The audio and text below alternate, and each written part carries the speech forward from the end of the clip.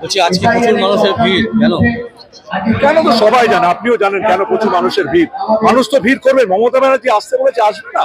আরে আমরা বেঁচে আছি মমতা ব্যানার্জির জন্য, বাংলার মানুষ বেঁচে আছেন মমতা ব্যানার্জির জন্য। আমাদের নেতা নেত্রীদের দেখুন, দোলা সেন, পূর্ণেন্দু দা, আর কার নাম, দেবা, অরূপ বিশ্বাস, ইন্দ্রনীল সেন, সবাই জীবন দিয়ে লড়ে আমাদের এই সংগঠন, আমাদের মা মাটি মানুষের জন্য। সেখানে সাধারণ মানুষ না থাকলে আমরা আছি কোথায়? সাধারণ মানুষ তো দিদির সঙ্গে আছে, সেটা সব থেকে বড় প্রমাণ আজকের এই ভিড় দেখাবে, বুঝিয়ে দেবে। এসআইআর যে একটা ভুল, নোটবন্দি একটা ভুল, এগুলো সব প্রমাণ হবে আজকে আবার। এবং 26 ইলেকশনে বিজেপি 2টো সিট পাবে কিনা আমার সন্দেহ আছে।